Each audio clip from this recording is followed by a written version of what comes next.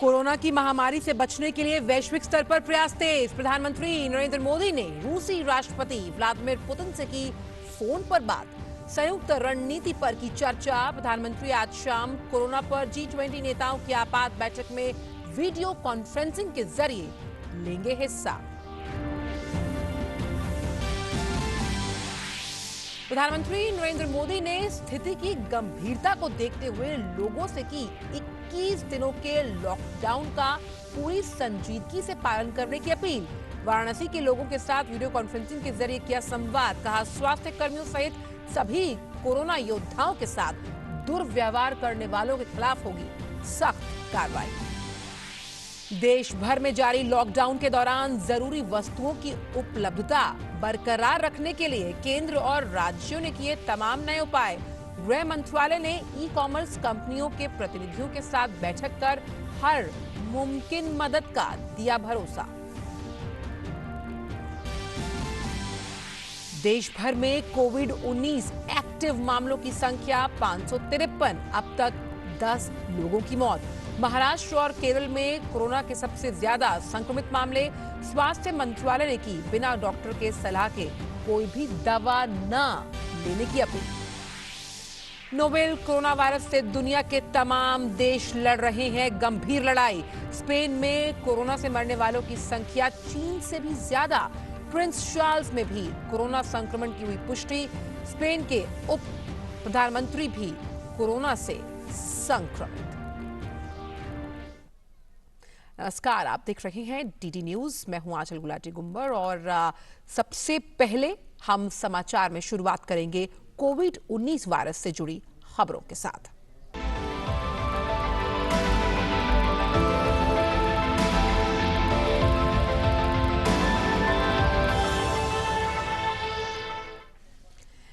लेकिन खबरों में आगे बढ़ने से पहले हम आपसे कहना चाहते हैं #StayAtHome, #StaySafe। हम आप तक सही और सटीक जानकारी पहुंचा रहे हैं, लेकिन हम यहां काम कर रहे हैं ताकि आप अपने घर पर रहें और घर पर रहना इस वक्त बेहद जरूरी है। सबसे पहले बात करते हैं कोरोना के संकट की, जिसके मद्देनजर रूस के राष्ट्रपति व्लादिमीर पुतिन और प्रधानमंत्री नरेंद्र मोदी ने कल टेलीफोन पर बात की। इस दौरान दोनों नेताओं ने कोरोना वायरस की महामारी से उत्पन्न हालात पर अपने विचार साझा किए। दोनों नेता वैश्विक अर्थव्यवस्था पर असर, स्वास्थ्य, चिकित्सा, वैज्ञानिक शोध और मानवीय मामलों सहित महत्वपूर्ण वैश्विक संकट की सभी चुनौतियों का सामना करने के लिए और अधिक विचार विमर्श और सहयोग करने पर सहमत हुए। प्रधानमंत्री ने रूस में कोरोना वायरस के जो संक्रमित हैं उनके शीघ्र स्वस्थ होने की कामना की। राष्ट्रपति पुतिन ने भी प्रधानमंत्री मोदी को भारत द्वारा कोरोना वायरस से निपटने के लिए उठाए गए कदमों में सफलता की कामना की है। वहीं प्रधानमंत्री नरेंद्र मोदी आज कोरोना वायरस के गंभीर मुद्दे पर होने वाली G20 सम्मेलन में शामिल होंगे। इस संक्रमण की वजह से इस बार ये सम्मेलन वीडियो कॉन्फ्रेंसिंग के जरिए हो रहा है, इसलिए इसे G20 वर्चुअल समिट का नाम दिया गया। इस बार G20 सम्मेलन के आयोजन का जिम्मा सऊदी अरब के पास है।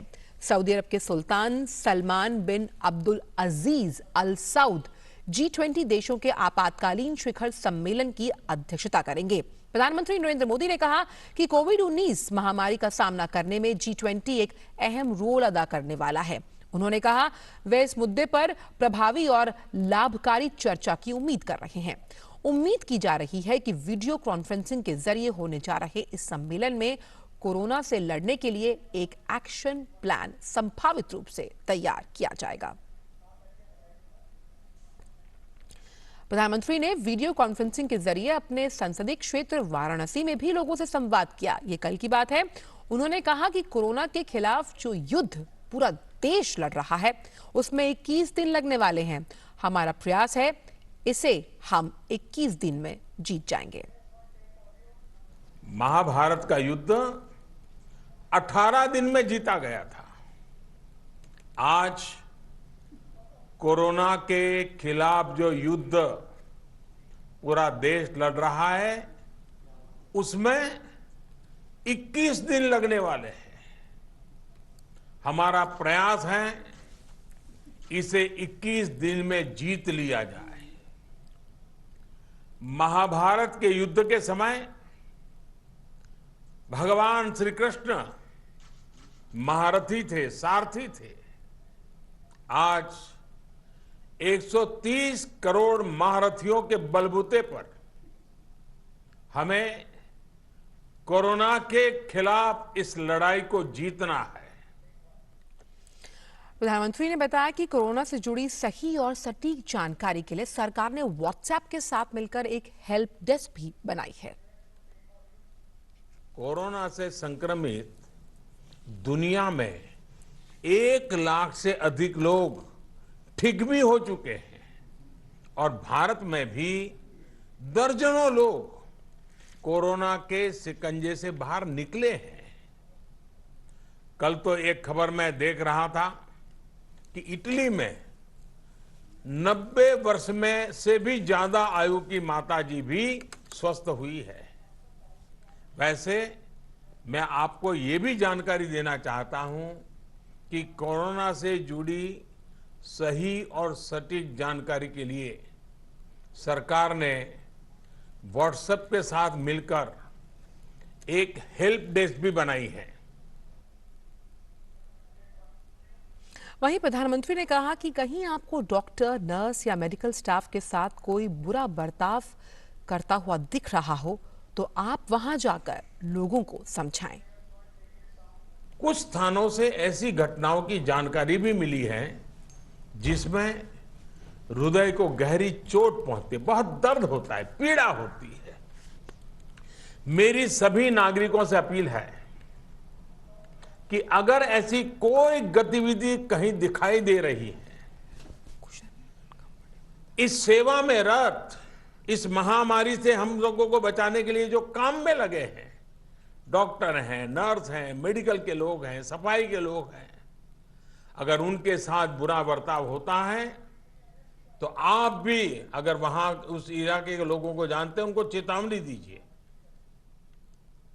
उनको समझाइए ये गलत कर रहे हैं, ऐसा नहीं कर सकते हैं।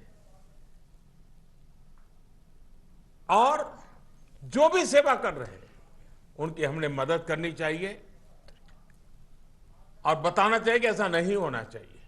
और मैं आपको बता दूं, जब मुझे कल सब डॉक्टरों से बात कर रहा था, मुझे पता चला घटनाएं भले छुटपुट कहीं कहीं होगी लेकिन मेरे लिए गंभीर है और इसलिए मैंने तत्काल गृह विभाग को, राज्यों के सभी डीजीपी को सख्ती से काम करने के लिए कहा है कि ऐसे कोई भी व्यक्ति डॉक्टरों के साथ, नर्सों के साथ, सेवा करने वालों के साथ अगर इस प्रकार का कुछ भी करेंगे तो उनको बहुत महंगा पड़ेगा। और वहीं आज होने वाली G20 बैठक पर बात करने के लिए हमारे साथ जुड़ गए हैं हमारे संवाददाता सुधाकर दास। सुधाकर, शायद ये पहली बार हो रहा है कि G20 की इतनी अहम बैठक का जिसमें तमाम जो वैश्विक शक्तियां हैं वो जुड़ती हैं, वर्चुअल समिट के तौर पर आज प्रधानमंत्री वीडियो कॉन्फ्रेंसिंग के जरिए इसमें शामिल होंगे। और सबसे अहम अगर एजेंडा देखा जाए तो कोविड-19 जिसकी वजह से पूरा विश्व परेशान है, उसको लेकर एक एक्शन प्लान भी संभावित रूप से तैयार हो सकता है। जी बिल्कुल, देखिए और काफी अहम है। देखिए इस महामारी से कोई एक या दो देश नहीं जूझ रहे हैं, पूरी दुनिया इस महामारी से जूझ रही है। और एक तरह से कह सकते हैं हालिया वर्षों में या शताब्दी में इस तरह का मानवता के ऊपर एक बहुत बड़ा संकट आया है। ऐसे में एकजुट होकर ही इस मुसीबत का, इस चुनौती का मुकाबला किया जा सकता है। और हमने देखा कि प्रधानमंत्री एक बड़ी पहल किस तरह से लगातार कर रहे हैं। न सिर्फ उन्होंने देश के भीतर तमाम बड़े कदम उठाए हैं बल्कि उनकी पहल पर सार्क देशों की जो एक वर्चुअल मीटिंग हुई थी, हमने देखा वीडियो कॉन्फ्रेंसिंग के जरिए, और सार्क देशों ने अपने लिए एक एक्शन प्लान तैयार किया था। और आपको पता है कि सऊदी के क्राउन प्रिंस के साथ जब उनकी बातचीत हुई थी टेलीफोन पर, तो उन्होंने जो सार्क देशों का एक एक्सपीरियंस है इस तरह के बैठक के जरिए, वर्चुअल मीटिंग के जरिए किस तरह से एक दूसरे का सहयोग कर सकते हैं, एक दूसरे की ताकत का इस्तेमाल कर सकते हैं, उसके बारे में बातचीत हुई थी। और उसके बाद सऊदी अरब जो प्रेसिडेंट है G20 का इस साल, उनकी तरफ से ये बैठक बुलाने का ऐलान हुआ। काफी महत्वपूर्ण है। देखिए देश के 19 विकसित और विकासशील देशों के साथ यूरोपियन यूनियन इसका सदस्य है और नवंबर में ये बैठक लीडरशिप समिट होने वाली थी। उसको 8 महीने पहले शेड्यूल किया गया मानवता पर आए हुए इस सबसे बड़े संकट को देखते हुए। और G20 देशों के पास दुनिया की जो पूरी अर्थव्यवस्था है उसका 80% हिस्सा, 2/3 आबादी है। इसके साथ साथ ही एक तरह से कह सकते हैं अगर ये देश एकजुट होकर काम करे तो एक बहुत बड़ी ताकत बन सकते हैं। उस लिहाज से कह सकते हैं कि बेहद ही ये महत्वपूर्ण बैठक होने जा रही है। एक्स्ट्रा ऑर्डिनरी वर्चुअल समिट का इसको नाम दिया गया है। निश्चित तौर पर जो तमाम चर्चाएं होंगी किस तरह से इस पूरी स्थिति का मुकाबला किया जाए। अगर कोई 1 मिनट के लिए मान भी लिया जाए आंचल की कोई मुल्क इससे अछूता रह जाता है या अपने आप को संभाल भी लेता है तो वो करना काफी नहीं होगा जब तक ये पूरी दुनिया में फैला हुआ है। तो इसके प्रसार की हमेशा गुंजाइश रहेगी। तो कोशिश ये होनी चाहिए कि इसका खात्मा पूरी दुनिया से ही हो। इसमें पूरी दुनिया को एकजुटता दिखानी पड़ेगी। उस लिहाज से काफी महत्वपूर्ण है। और इसमें जो स्टेक होल्डर्स और भी हैं, संयुक्त राष्ट्र संघ, विश्व स्वास्थ्य संगठन, IMF, world bank, OECD, ASEAN, इस तरह के जो तमाम, जो अफ्रीकन यूनियन, इस तरह के तमाम संगठनों को भी इस बैठक में बुलाया गया है। तो कह सकते हैं कि एक सबसे बड़ा मंच दुनिया का ये बनने वाला है। और ये एक तरह से तमाम नेता, शीर्ष नेता मिलकर क्या रास्ता हो सकता है, खासतौर से एक अर्थव्यवस्था पर सबसे बड़ा असर पड़ा है तो एक कोऑर्डिनेटेड एफर्ट क्या हो सकता है, एक जो ह्यूमैनिटेरियन क्राइसिस है उसमें तमाम लोगों की मदद कैसे की जा सकती है, उसके लिए कोई ना कोई निश्चित तौर पर जब ये लीडर्स बैठेंगे रास्ता निकालेंगे। और प्रधानमंत्री नरेंद्र मोदी की बड़ी पहल कह सकते हैं, उस पहल पर ये पूरी बैठक हो रही है। हमने पहले भी देखा था, न सिर्फ सऊदी अरब की तरफ से बल्कि ऑस्ट्रेलिया हो, ब्रिटेन हो, इजराइल हो, इन तमाम देशों ने प्रधानमंत्री को एक लीडरशिप लेने के लिए अपील की थी। प्रधानमंत्री से आह्वान किया था कि वो आगे बढ़े और एक तरह से भारत जो कदम उठा रहा है, कार्रवाई कर रहा है, दुनिया को एक रास्ता दिखाए। तो उस लिहाज से काफी महत्वपूर्ण ये भी होगा कि प्रधानमंत्री नरेंद्र मोदी क्या कुछ कहते हैं इस बैठक में। बिल्कुल, काफी अहम होगा। जिस तरह से WHO ने भी कहा कि कोरोना वायरस से लड़ने के लिए भारत जो है वो एक अग्रणी भूमिका निभा रहा है और काफी देशों को रास्ता दिखा सकता है। बहुत बहुत शुक्रिया सुधाकर, इन तमाम जानकारियों को हमसे साझा करने के लिए, और इस पर रहेगी हमारी नजर। वहीं प्रधानमंत्री मोदी के नेतृत्व में हुई कैबिनेट की बैठक में भी सोशल डिस्टेंसिंग का संदेश आम लोगों को दिया गया। पीएम के साथ जितने भी केंद्रीय मंत्री बैठक में मौजूद थे वह सभी एक दूसरे से दूरी बनाकर बैठे हुए थे। इस बैठक में रक्षा मंत्री राजनाथ सिंह, गृह मंत्री अमित शाह, वित्त मंत्री निर्मला सीतारमण, स्वास्थ्य मंत्री हर्षवर्धन के साथ कई केंद्रीय मंत्री मौजूद रहे।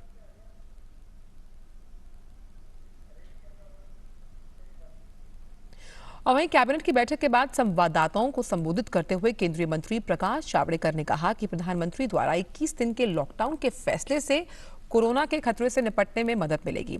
उन्होंने लोगों से समय समय पर जारी निर्देशों का पालन करने की अपील की ताकि लोग सुरक्षित रहें।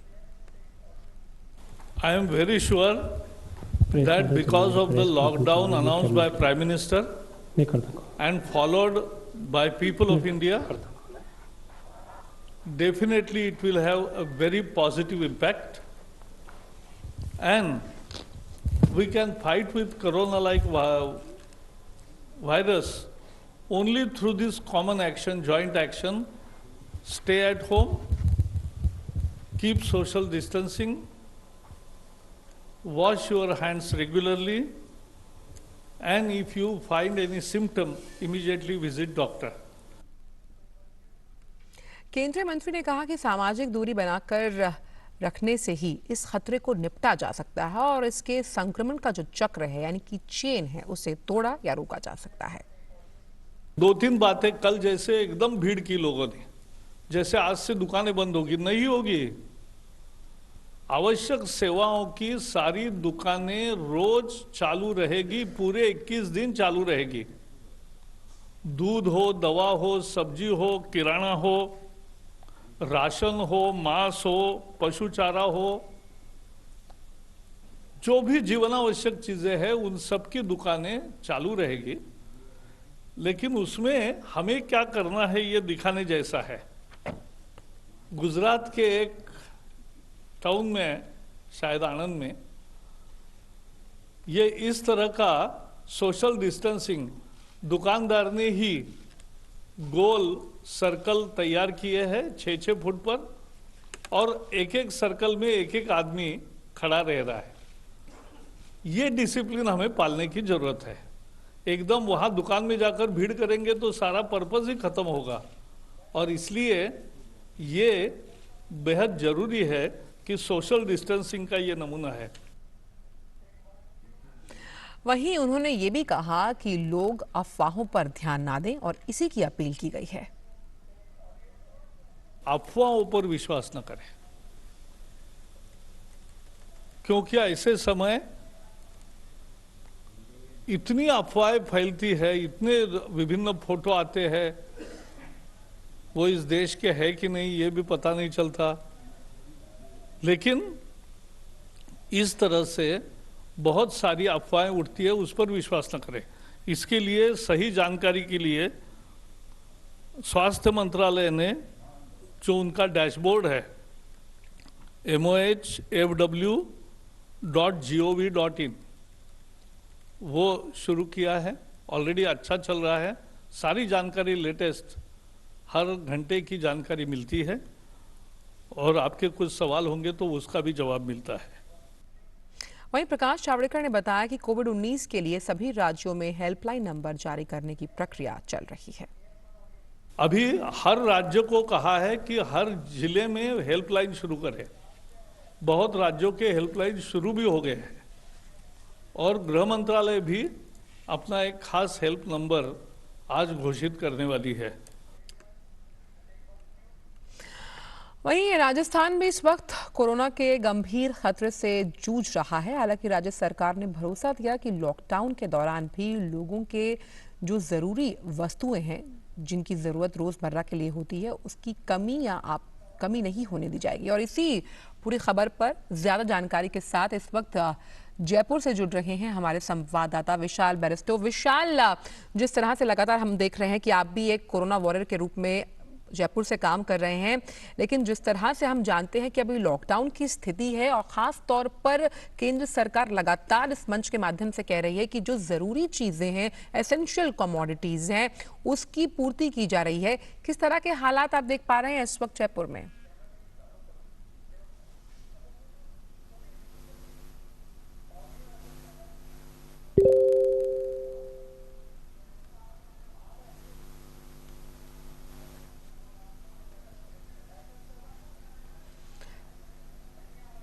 चलिए विशाल से वापस संपर्क साधने की कोशिश करेंगे। वो हमारे साथ जूम ऐप से जुड़े थे और हम कोशिश करेंगे। विशाल, क्या आपको मेरी आवाज मिल पा रही है?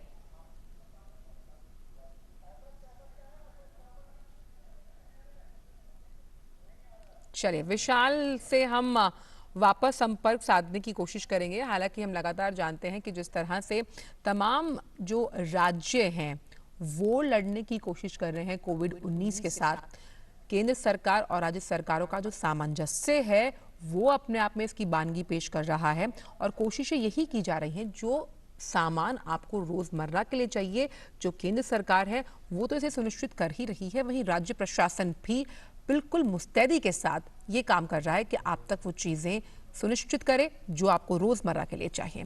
वहीं कोविड-19 के मुद्दे पर दिल्ली के निर्माण भवन में जीओएम की बैठक हुई। इस बैठक में कोविड-19 पर अब तक उठाए गए कदमों की समीक्षा हुई और आगे की चुनौतियों पर चर्चा हुई। बैठक में सोशल डिस्टेंसिंग का पूरा ध्यान रखा गया।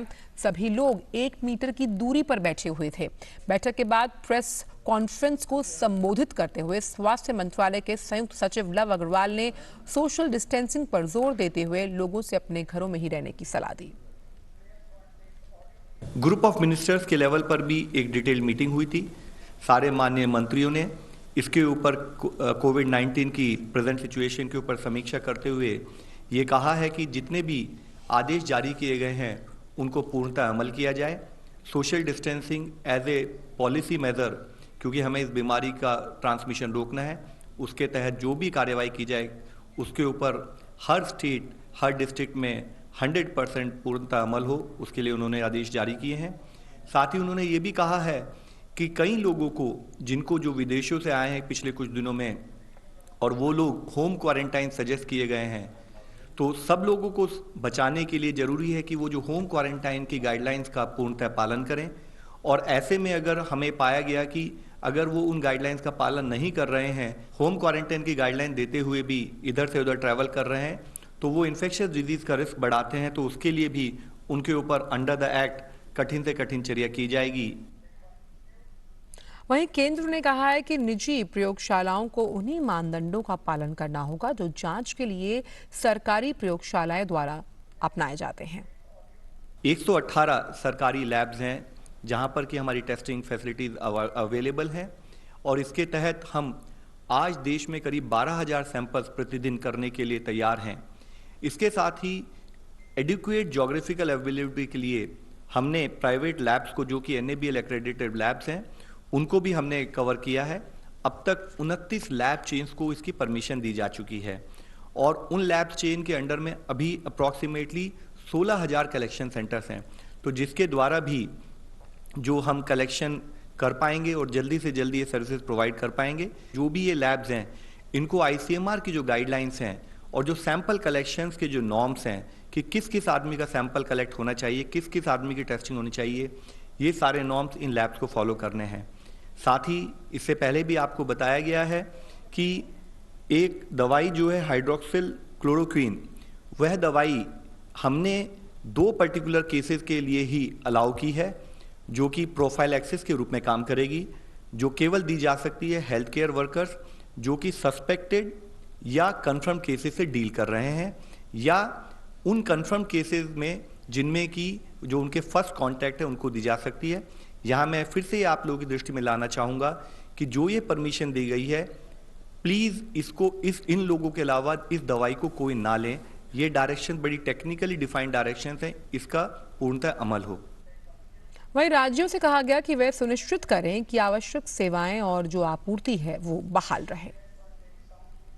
सरकार राज्य सरकारों के साथ और केंद्र शासित प्रदेशों के साथ मिलकर यह सुनिश्चित कर रही है कि एसेंशियल गुड्स एंड सर्विसेज की सप्लाईज और मूवमेंट में कोई भी बाधा नहीं आए।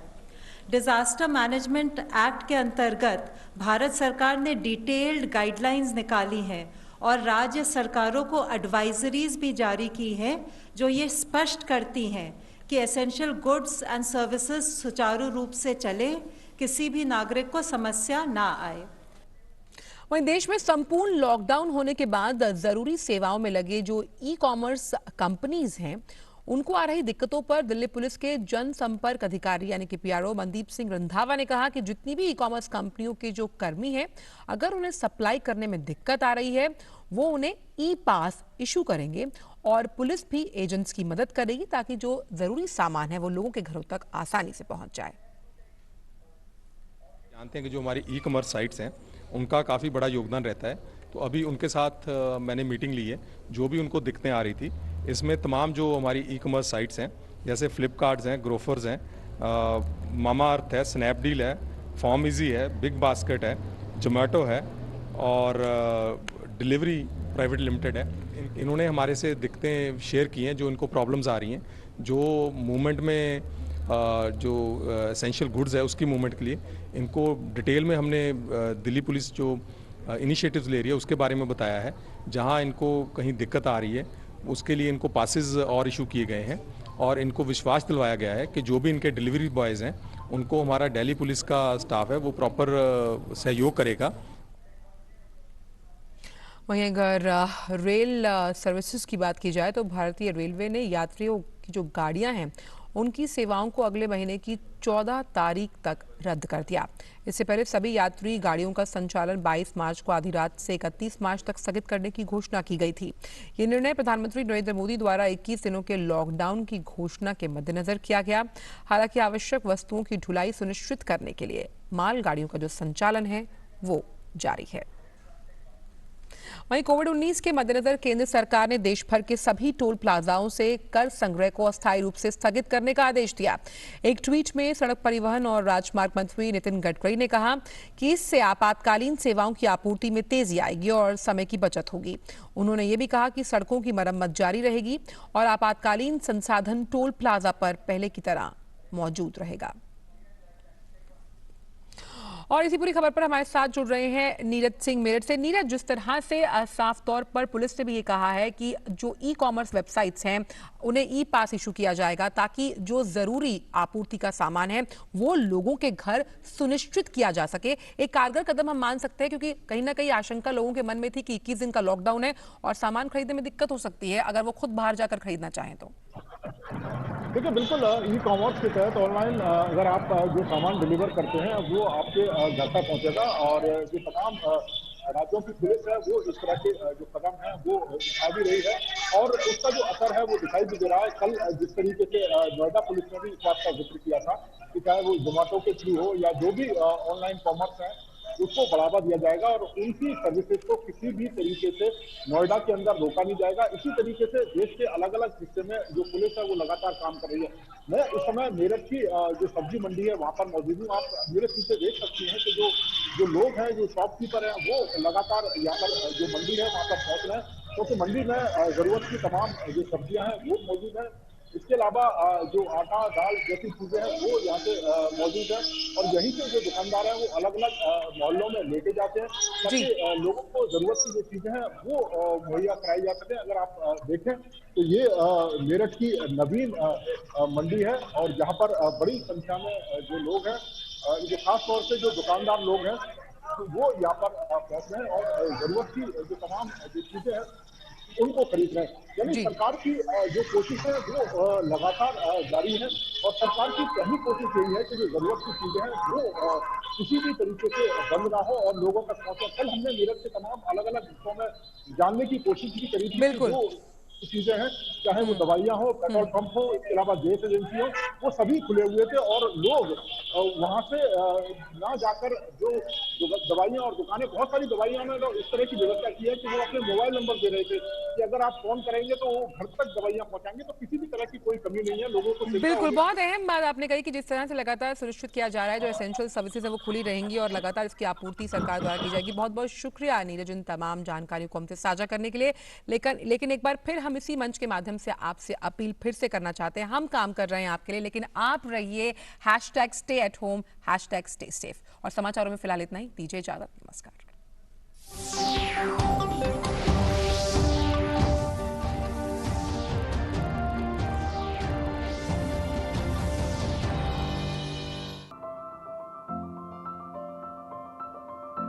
विश्व स्वास्थ्य